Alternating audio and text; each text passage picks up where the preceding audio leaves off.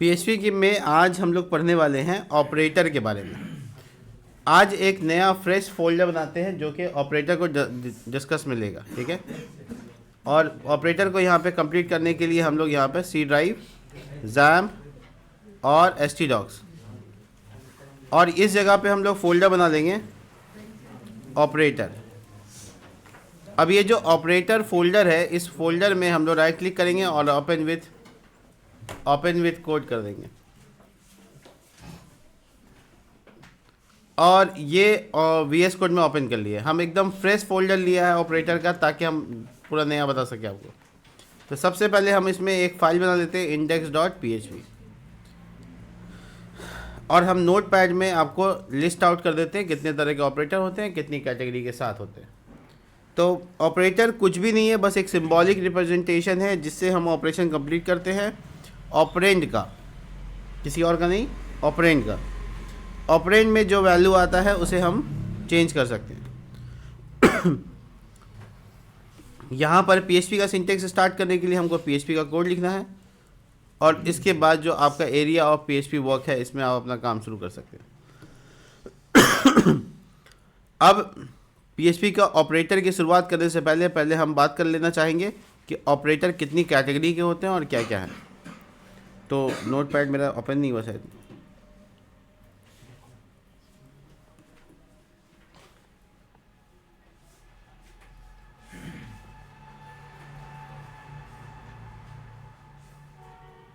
Type करने पे भी सर्च नहीं हो पा रहा। देखिए, PHP operators are used to perform operations on variable और वैल्यू। ऐसा नहीं कि सिर्फ वेरिएबल पे रह सकते हैं, परफॉर्म कर सकते हैं। वेरिएबल यहाँ पे ऑपरेंड है, वैल्यू यहाँ पे ऑपरेंड है, इसको परफॉर्म कर सकते हैं।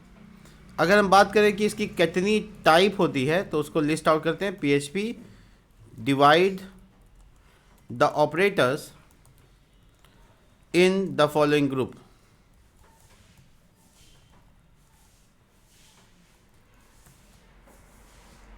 नंबर 1,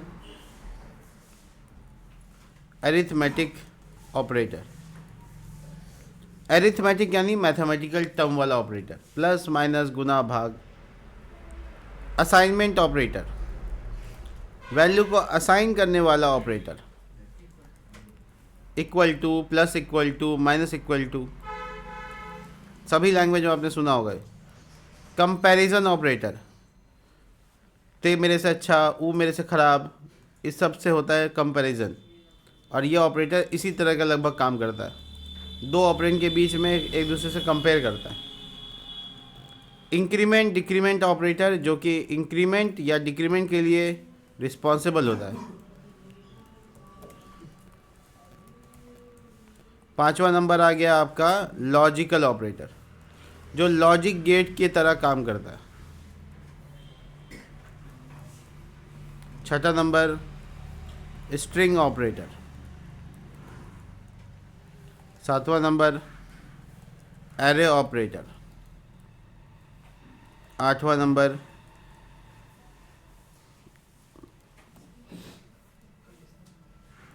कंडीशनल असाइनमेंट ऑपरेटर, एकदम नया है ये। देखिए, बहुत मुश्किल नहीं होगा, डेटा टाइप जितना उतना ऑपरेटर, 8। और हम लोग एक एक करके सबको कैटेगरी करेंगे और देखेंगे कि आखिर कैसे सब काम करता है। सॉरी, चलिए, पहला नंबर अरिथमेटिक ऑपरेटर। सब जानते हैं, इस पर ज़्यादा स्ट्रेस नहीं देना है। अरिथमेटिक ऑपरेटर वो ऑपरेटर जो मैथमेटिकल ऑपरेशन को कंप्लीट कर सके, जैसे कि प्लस, माइनस, गुना के लिए स्टार यानी आस्ट्रिक का साइन, डिवीज़न, परसेंटेज मॉड्यूलस के लिए, इतना तो अब तक क्लियर है। 2 बार स्टार जो यहाँ पे लिखते हैं, इसका मतलब होता है पावर या एक्सपोनेंशिएशन। एक्सपोनेंशियन या पावर कह सकते हो आप इसको, किसी के ऊपर कोई पावर। तो यही एक चीज़ हो सकता है जो सी में अवेलेबल नहीं है, बाकी लगभग सब है। Number 2, assignment operator.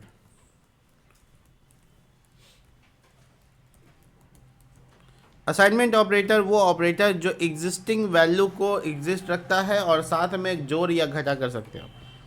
ये ऑपरेटर का सबसे सिंपल एग्जांपल है इक्वल टू। इसे हम नॉर्मली असाइनमेंट ऑपरेटर कहते हैं। और इसी तरीके से प्लस इक्वल टू, इसी तरीके से माइनस इक्वल टू, ये आपका हो गया असाइनमेंट। नहीं, वो कंपैरिजन में आता है। ये हो गया एडिशन, एडिशन असाइनमेंट कह सकते हैं आप इसको। ये हुआ सब्ट्रैक्शन, ये इनटू इक्वल टू, मल्टीप्लिकेशन, और ये हुआ डिवीज़न इक्वल टू, जिसका मतलब है डिवीज़न।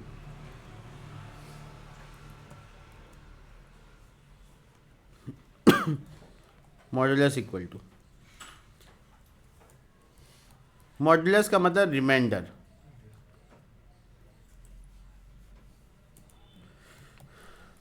शेष डिवाइड होने के बाद जो वैल्यू बच जाता है वो। तो ये वो असाइनमेंट ऑपरेटर्स है जो पहले भी आप जानते हैं, इसमें कुछ भी नया नहीं है और ये एक्सपोनेंशिएशन के साथ काम नहीं करता। तीसरा टाइप ऑफ ऑपरेटर है कंपैरिजन ऑपरेटर। अगेन इसी को ही हम लोग रिलेशनल ऑपरेटर भी बोलते हैं। क्या नाम है? Relational operator. सेम चीज़ है जो पहले आप जानते हैं। यहाँ पे 2 बार इक्वल टू, थोड़ा कुछ कुछ इसमें नया भी है। इसे कहते हैं इक्वल टू, ये ए बी में लिख देते हैं। और एक इंटरेस्टिंग बात यह है कि इसमें 3 बार इक्वल टू का भी प्रावधान है और इसे कहते हैं आइडेंटिकल। वैल्यू भी चेक करता है और टाइप भी चेक करता है। ये होता है फ़ायदा पीछे कोई लैंग्वेज पढ़ के आने का। और उसके बाद सी, नॉट इक्वल टू, इसे कहते हैं नॉट इक्वल टू। और डी नंबर पे ये देखिए 2 बार नॉट, 2 बार इक्वल टू, इसका मतलब होता है नॉट आइडेंटिकल, यानी वो आइडेंटिकल का ऑपोजिट।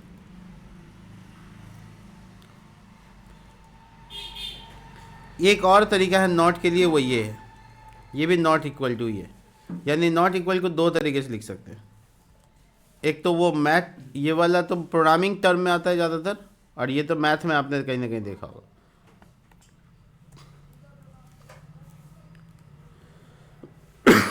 ग्रेटर देन, यानी इसका नाम है ग्रेटर देन। ये है लेस देन,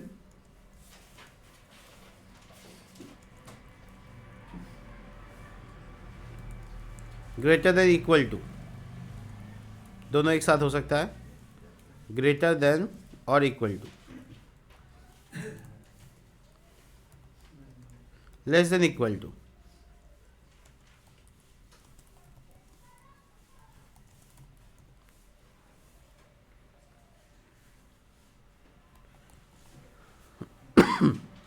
और एक PHP ऐसा ऑपरेटर देता है जो किसी में नहीं है, किसी भी लैंग्वेज में नहीं, वो है ये,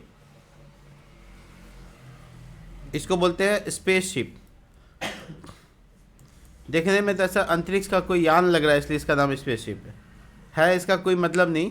बताइए, ये जब छोटा होता है तो ये माइनस वैल्यू देता है, जब बड़ा होता है तो प्लस वैल्यू, अब बराबर होने पे 0 रिटर्न करता है। और इसको इंट्रोड्यूस किया गया था PHP के 7th वर्जन में। अभी करेंट वर्जन कौन सा है? 8.4, वो भी सिर्फ 4 दिन पहले आया है, सिर्फ 4 दिन पहले आया है। PHP increment and decrement operator. चलिए नेक्स्ट पार्ट है, कितना नंबर हुआ? 4था नंबर बताना है। Increment decrement operator. अब इंक्रीमेंट डिक्रीमेंट ऑपरेटर एकदम वैसे ही है जो पहले काम करता था। $x++, इसका मतलब हुआ post increment plus plus $x। $x यहाँ पे क्या है, वेरिएबल है। प्री इंक्रीमेंट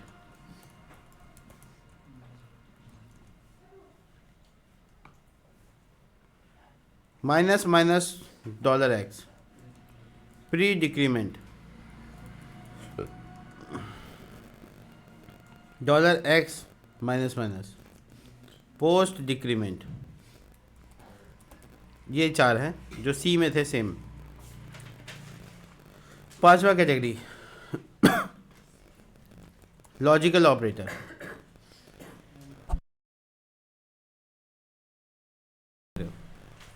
लॉजिकल ऑपरेटर, इसमें जो पहला है वो है A N D. And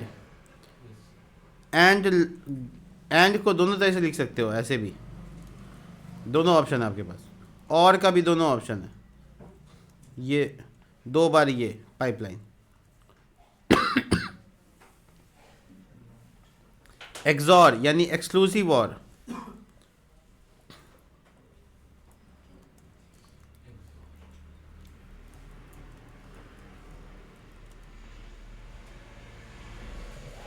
not,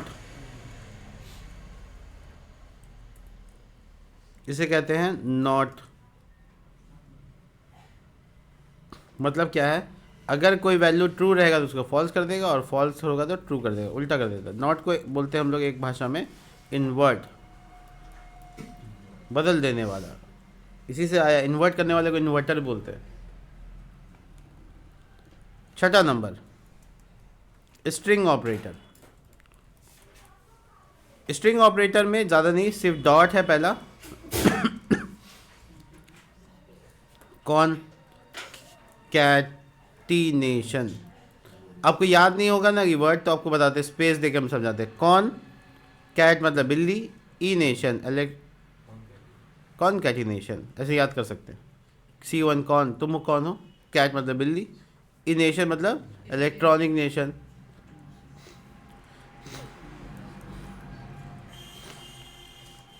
spelling का पोस्टमार्टम कर दो, सब समझ में आएगा।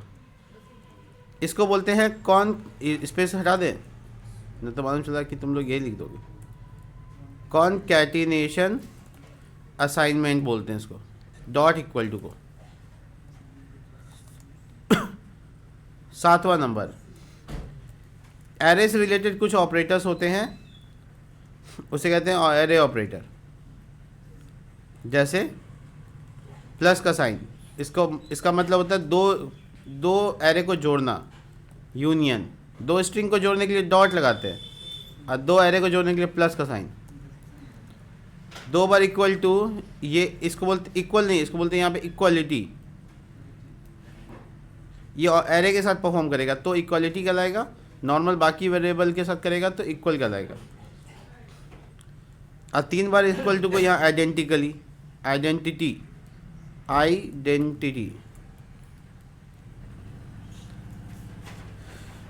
इसी का उल्टा है नॉट इक्वल टू, यानी इनइक्वालिटी।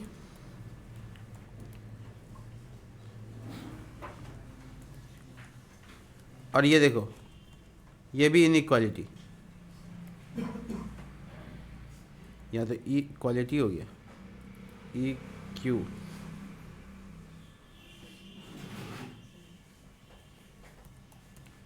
इनइक्वालिटी दोनों सेम है। और इन नॉन आइडेंटिटी के लिए यहाँ पे यूज़ करते हैं 3 बार। ये हुआ नॉट आइडेंटिटी, मतलब उल्टा आइडेंटिटी।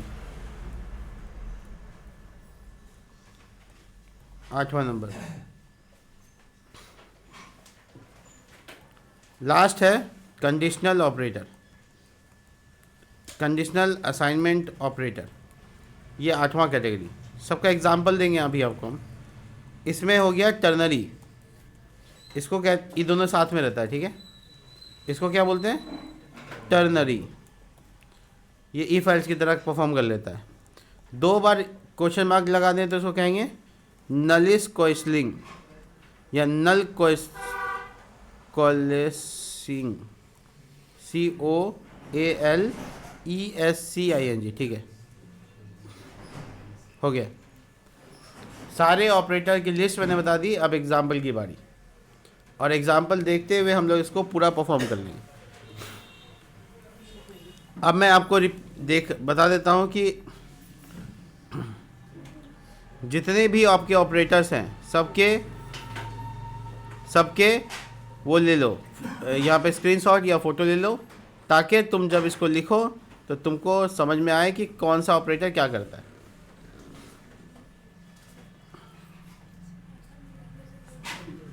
अब इसको करने के बाद ये तो पता चल गया कितने ऑपरेटर्स होते हैं, उनके नाम क्या है।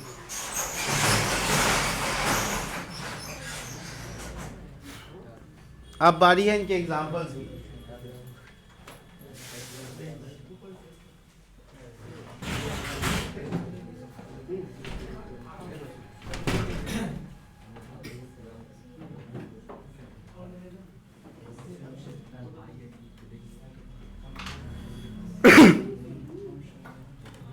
चलिए तो अब इसको प्रैक्टिकल करके देखते हैं।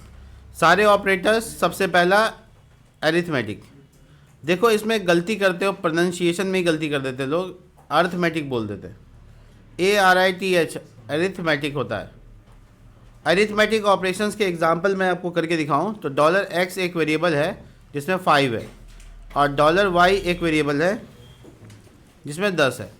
अब एकदम सिंपल है कि आप इसका सम करेंगे तो ये आएगा, मतलब दोनों का वैल्यू क्या आउटपुट आने वाला है, 15। इसी तरीके से अगर आप इसको डिफ्रेंशिएशन निकालेंगे, सब्ट्रैक्शन करेंगे तो वैल्यू आने वाला है -5। अगर आप इसका प्रोडक्ट निकालेंगे यानी गुना निकालेंगे तो वैल्यू आने वाला है 50। और इसी तरीके से डिवीज़न,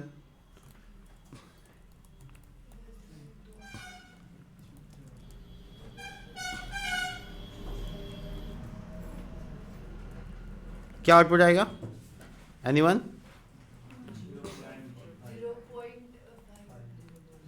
ठीक है। इसके अलावा मॉड्यूलस ऑपरेशन करेंगे तो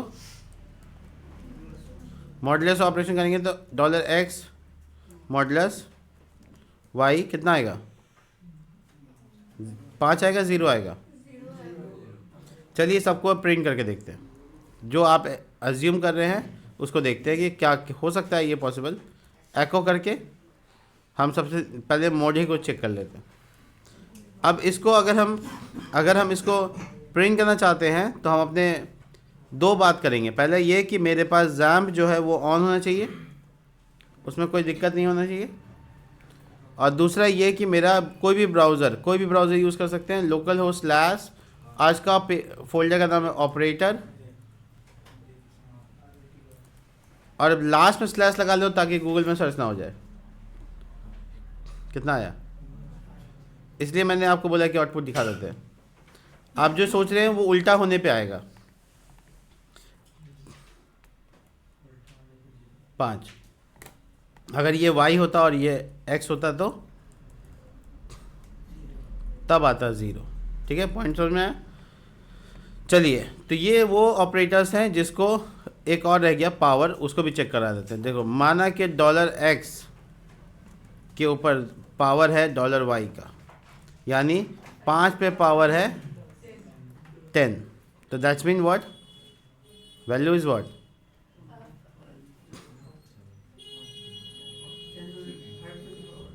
हाँ बहुत देर नहीं लग रहा है। अगर किसी भी स्टेटमेंट का प्रिंट आउट चाहिए उसके आगे सिर्फ एको लगा दो, नीचे करने की कोई ज़रूरत ही नहीं है। बता कभी नहीं पाते। ठीक है, तो मैं इसको कॉपी करके यहाँ डाल देता हूँ। खैर एको सिर्फ आगे लगाने से ये प्रिंट हो जाएगा, हटा देने से हट जाएगा, सिंपल। अब ये जो वाला है असाइनमेंट ऑपरेटर, इसको भी देखते हैं। असाइनमेंट ऑपरेटर, असाइनमेंट के जितने ऑपरेशन हैं सब करके देख लेते हैं। अब मान लो कि कोई z नाम का वैल्यू है जिसमें z में हम 5 और जोड़ना चाहते हैं, तो 10 पहले से था z में, 5 जोड़े तो कितना हुआ, 15 हो गया, यानी प्लस इक्वल टू 5, यानी z में जो वैल्यू पहले से है वो रहेगा, प्लस उसमें और 5 असाइन हो जाएगा। -3 का मतलब हो गया 15 हो गया था, उसमें से 3 गया, 12 बचा। अब गुना 2 किया तो 12 दूनी 24, और लास्ट में 24 का डिवाइड किया 4 से तो 6, ठीक है, ये है असाइनमेंट ऑपरेटर जो पुराने एग्जिस्टिंग वैल्यू के साथ काम करता है। ये एकदम सिमिलर होता है, जैसे मान लो कि अगर हम a plus equal to B लिखते हैं तो ये एकदम इक्वल होगा किसके, पता है, a is equal to A plus B के, a is equal to A plus B के। ये दोनों आपस में इक्वल है, तो समझ लो बाकी ऑपरेटर्स भी एकदम सेम ऐसे ही काम करते हैं। तीसरा ऑपरेटर का नाम है कंपैरिजन ऑपरेटर। ये वो ऑपरेटर है जो सिर्फ ऑपरेटर में रहना चाहिए, आप में नहीं आना चाहिए। अगर आप में आ गया तो आप कंपैरिजन करते करते ख़त्म। तो बेसिकली हम इसको कैसे जज कर सकते हैं, देखो मेरे पास $x नाम का वेरिएबल, a नाम का वेरिएबल है जिसमें 5 है, और $b नाम का वेरिएबल है जिसमें 10 है। अब हम एको लगा के चेक कर रहे हैं क्या ये x बराबर है y के, क्या आएगा, ट्रू या फॉल्स। देखो फॉल्स होने पे मैंने पहले बताया कि आउटपुट नहीं आता है, तो फॉल्स हो गया ये, ठीक है। अगर ये ट्रू करना है तो इसको नॉट इक्वल टू लगा देने के बाद हो जाएगा। देखो 1 इज़ व्हाट, ट्रू। तो ये आपको क्लियर कर लेते हैं, हम एग्जाम्पल दे देते हैं। ये आपको आउटपुट क्या देने वाला है, फॉल्स देने वाला है, और उसके बाद ये क्या देने वाला है, ट्रू देने वाला है। इसके अलावा ग्रेटर देन क्या देने वाला है, ऑब्वियसली फॉल्स। 5 बड़ा नहीं होता 10 से, ठीक है। अगर लेस देन रहता तो ट्रू। और एक इंटरेस्टिंग चीज़ दिखाते हैं, बहुत मज़ा आएगा इसको देखने में। देखो $a इज इक्वल टू 5 है, $b इज इक्वल टू 5 है। एक है नंबर और एक है स्ट्रिंग नंबर, लास्ट क्लास में पढ़े। एक है नंबर, दूसरा है। अब इसको एको करके देखते हैं क्या ये दोनों आपस में बराबर है।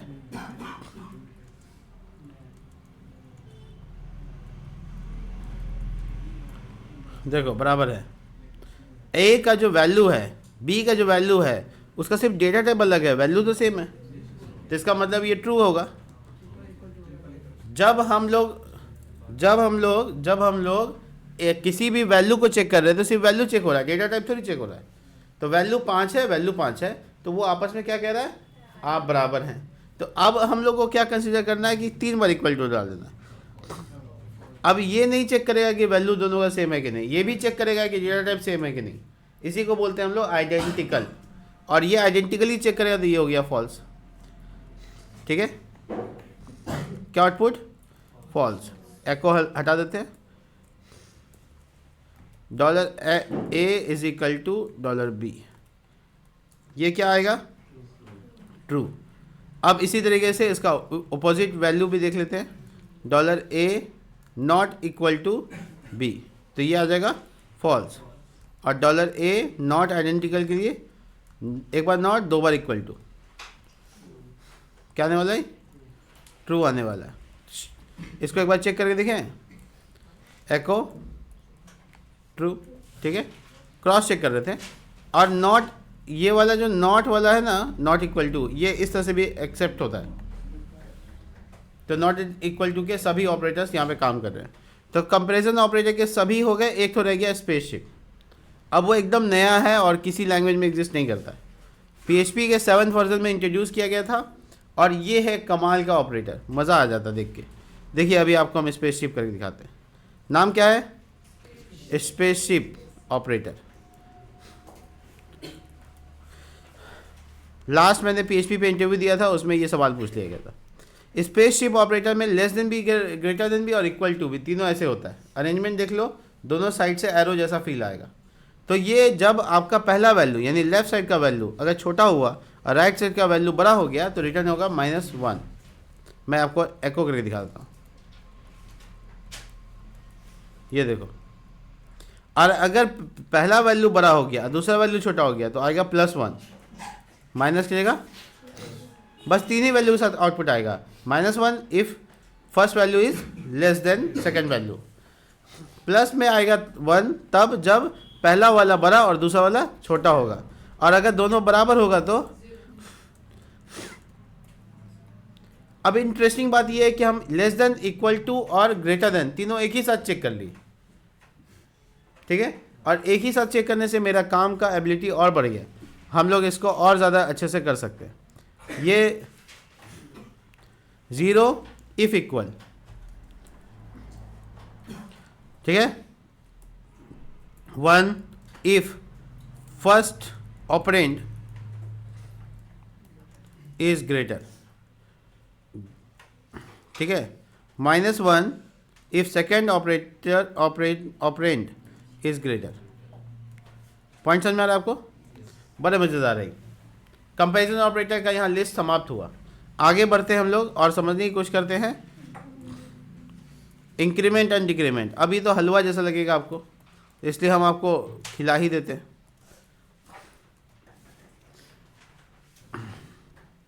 देखिए जस्ट सिंपल है कि किसी वैल्यू को अगर हम प्लस प्लस लगाए तो वो बढ़ेगा और माइनस प्लस लगाए तो, लेकिन बढ़ने और घटने के क्रम में सिर्फ एक वैल्यू से बढ़ेगा या एक वैल्यू से घटेगा। पहले अगर घटाना है तो प्री, बाद में घटाना है तो पोस्ट। पहले बढ़ाना है तो प्री, बाद में बढ़ाना है तो पोस्ट। प्री और पोस्ट का कोई अंतर नहीं है, आराम से आप समझ सकते हैं। इसकी एक छोटी सी एक्सप्रेशंस है जो आपको हम यहाँ पे करके दिखाते हैं। देखिए $x plus $x plus plus plus plus plus $x। अब इतने कन्फ्यूजन के साथ हम यहाँ पे आपको x वैल्यू का वेरिएबल भी यहाँ साइन कर देते हैं, is a 5। Tell me the output. जो इमेजिन करना के लिए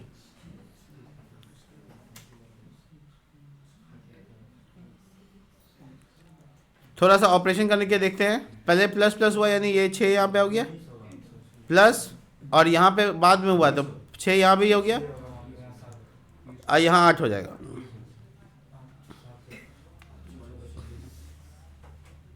क्या पॉइंट समझे?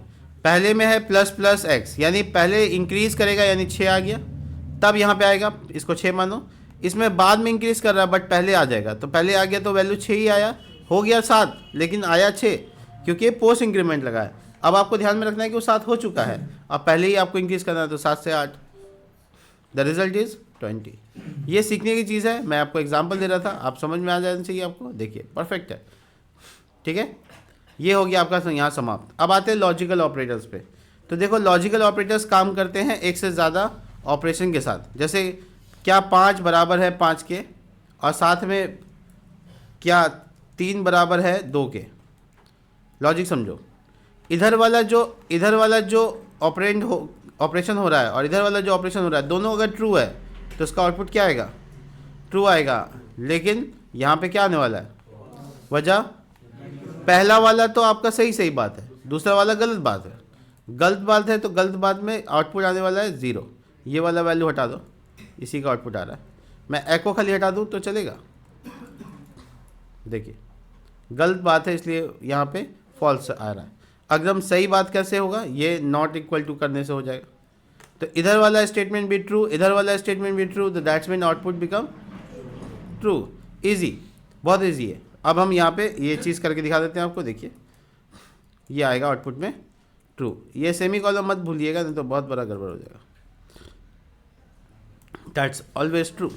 लेकिन यही केस जो ऊपर वाला में हुआ है, यही केस अगर एंड की जगह और में होता तब ये ट्रू हो जाता। बताओ क्यों?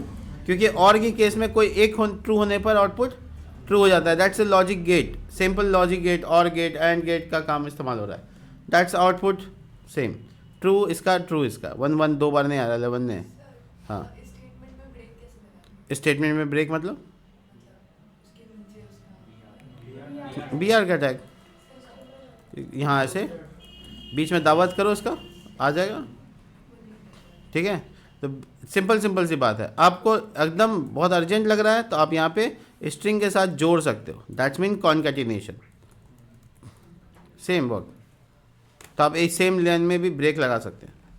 ये हो गया आउटपुट इको, और ये हो गया इसके साथ जुड़ के। तो ये सारी चीज़ें, खैर इसमें जो एंड का ऑपरेटर है ना, इसमें ए एंड डी भी लगा सकते हैं, एकदम सेम काम करेगा। और के स्टेटमेंट में OR भी लिख सकते हैं, बड़ी इंटरेस्टिंग है OR। देखो पूरा कैरेक्टर में भी लिख सकते हैं, ऐसा सी में नहीं कर सकते, सी में सिर्फ सिंबॉलिक है, बट यहाँ पे क्या है, टेक्सचुअल भी है, तो टेक्स्ट भी डाल सकते हैं। एक और बात कि किसी स्टेटमेंट को फॉल्स करना है, उसके आगे नॉट लगा दो, तो जो भी वो आ रहा होगा उसका उल्टा हो जाएगा। That is called not operator. तो ये अभी आपको दे रहा था फॉल्स, लेकिन नॉट लगाने से दे देगा ट्रू, तो इसका भी आउटपुट क्या आने वाला है? ट्रू। देखो 2 बार 1 ऊपर दिख रहा है, यानी मोटे तौर पे आपका कहानी हो जाएगा, पलट जाएगा। तो जो भी स्टेटमेंट का वैल्यू जो भी आ रहा है, जैसे क्या ट्रू आ रहा है, आप इसको फॉल्स करना चाहते हैं, यहाँ लगा दो। तो क्या हुआ, ये और कंडीशन लगा के ये आ रहा था ट्रू, और ये नॉट लगा के क्या बन जाएगा वो फॉल्स। देखो एक ही आ रहा है। तो मोटे मोटे तौर पे आपको समझ लेना है कि नॉट क्या करता है, उल्टा कर देता है, इन्वर्ट कर देता है। That's it. और ये कंपैरिजन ऑपरेटर समाप्त। नेक्स्ट है आपका ऑपरेटर की लिस्ट में क्या था, लिस्ट एक बार और देखते हैं, स्ट्रिंग ऑपरेटर। चलिए इनसे भेंट करते हैं। स्ट्रिंग ऑपरेटर, अब ये जो ऑपरेटर है ना, ये स्ट्रिंग के साथ ही काम करता है।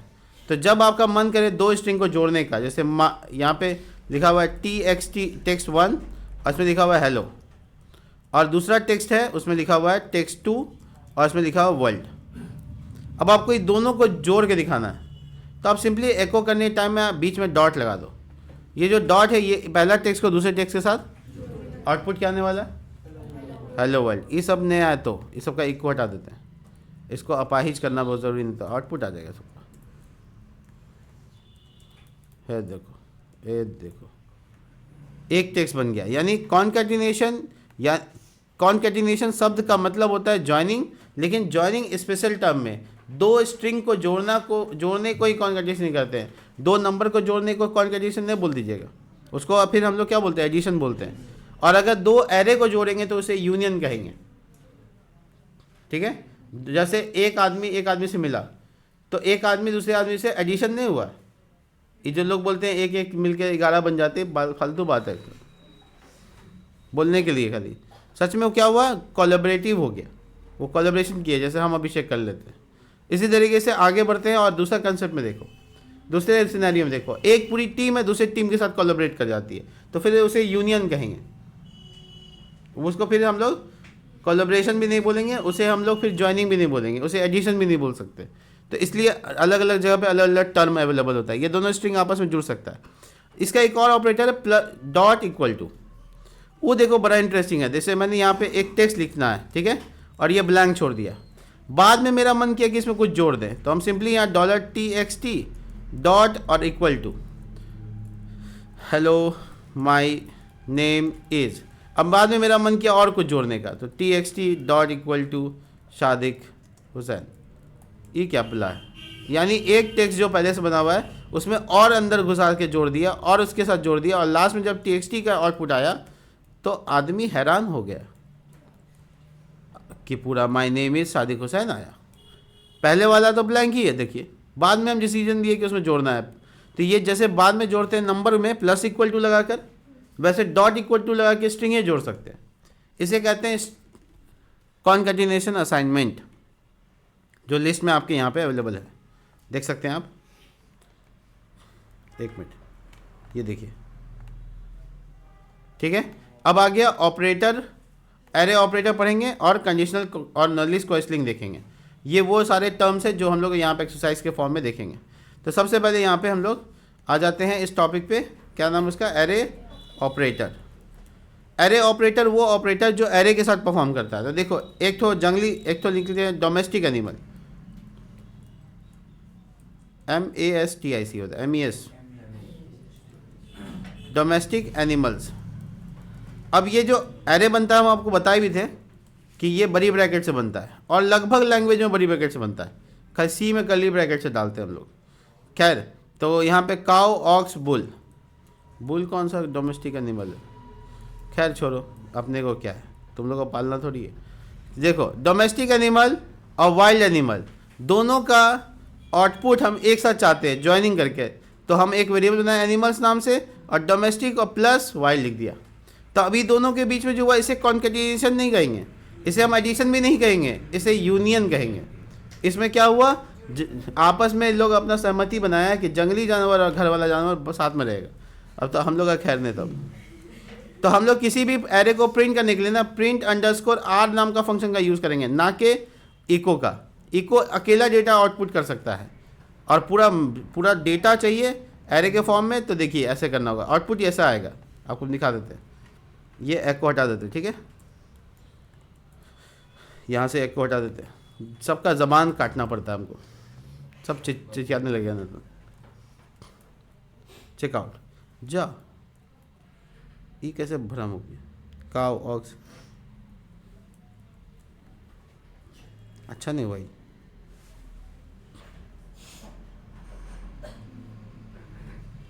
प्रिंट आर, पहले ही वाला पार्ट आ रहा है, दूसरा वाला पार्ट किधर गया? भगवान इसको भलाने के लिए।